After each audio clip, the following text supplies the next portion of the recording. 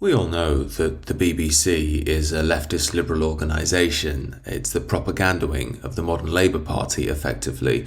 But in normal circumstances, they at least try and hide their loyalties. However, every now and again, the mask comes off and we see what they really believe. This became clear recently when Victoria Derbyshire did an interview with Jess Phillips. Now, Jess Phillips has styled herself against the brave feminist woman fighting against a cruel and unjust world. The BBC love Jess Phillips because she's a feminist and a leftist, and they're more than happy to play along in her worldview. However, what we've got going on here is Elon Musk, one of the most powerful men in the world, laying into Jess Phillips because of her treatment and handling of the grooming gang issue. Now, if you're a frontline politician, you have to expect mainline criticism. It's going to be hard at times, but you shouldn't make yourself out to be the victim. You've got to show that you can handle it. But that's not what the BBC and Jess Phillips seem to think. I'm no stranger to people who don't know what they're talking about, trying to silence women like me. Sorry to jump in immediately, but the narcissism of these leftist feminists is not trying to silence you, it's trying to make you take responsibility for the grooming gangs issue, the real victims. This shows that people like Jess Phillips can't understand the world unless they make themselves the centre of it all, where they're the victim. Sorry, Jess, you're not the victim here. Since he started posting about you, are you having to go about your daily life differently at all? Yes, my daily life is currently different. I won't go into the details of that, but yes, it is. Being in the spotlight like this, and the intimation of what Elon Musk is, the disinformation, as I believe the Prime Minister referred to it as, has put out about me, it's endangering. It's endangering you? Mm.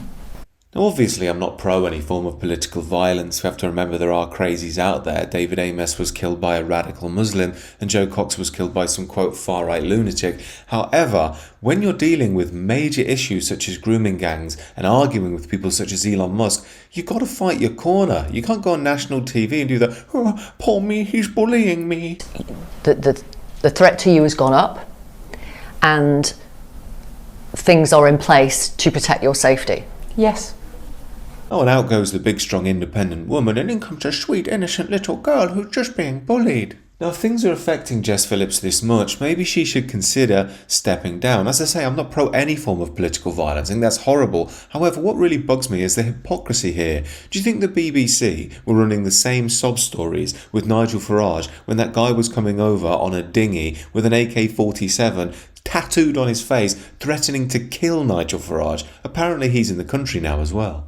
Now, I'm saying this as someone who's not even a fan of Nigel Farage, but do you think the BBC was saying this when Nigel Farage had a milkshake thrown at him? Of course they weren't. They just thought it was funny. Just like they thought it was funny when someone threw a rock at him and almost knocked off his head. It's also why BBC acolyte Emily Maitlis couldn't make sense of it when Nigel Farage went to see his friend Donald Trump after he was shot and almost killed. She thought it was odd that he was having a tough time. And is that the sense you've got, that he's having a tough time right now?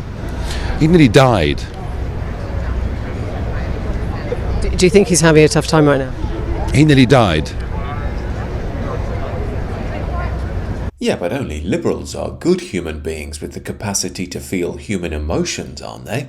Anyway, back to Jess Phillips's reframing, let's say, of the issue. How does that make you feel?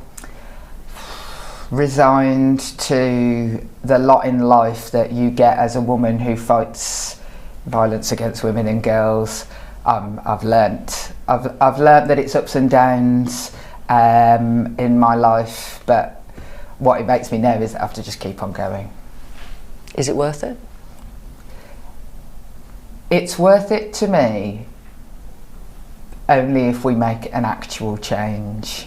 That's exactly what Elon Musk is asking for, and he's not criticising you for defending vulnerable women and girls. He's criticising you because you're not defending vulnerable women and girls. I don't know about you, but what we're seeing here is something you see when leftist parties get into power. Leftist parties tend to be very good in opposition, that is, exposing the corruption economically, financially, socially. There's even a Christ-like quality to the left there. However, that tends to disappear when they get into power. As soon as you enter office, you are the establishment, you are the power structure, and you have to be able to lead. If you still want to play the victim, the harsh truth is it makes you look weak and incompetent. And if I'm to be really cynical, we see Jess Phillips here resorting to type. Gone is the strong, independent, I don't need no man woman, but she's handling this whole situation like a stereotypical girl. That is, playing the victim on the verge of tears. The world is so cruel, but I'm going to soldier on because I'm so brave. In closing, political violence is awful, but it is a feature of the modern age, and if MPs are concerned about it, they should either leave their roles or up their security detail. However, this does grate a bit because the real victims here, the real issue that's going on, is the grooming gang victims. People want justice for them, and when leading MPs are making themselves the victim, it just doesn't land right for me. These are just my thoughts, however. Do let me know what you think down below. Do check out the Substack as well if you haven't already, and consider subscribing to the channel.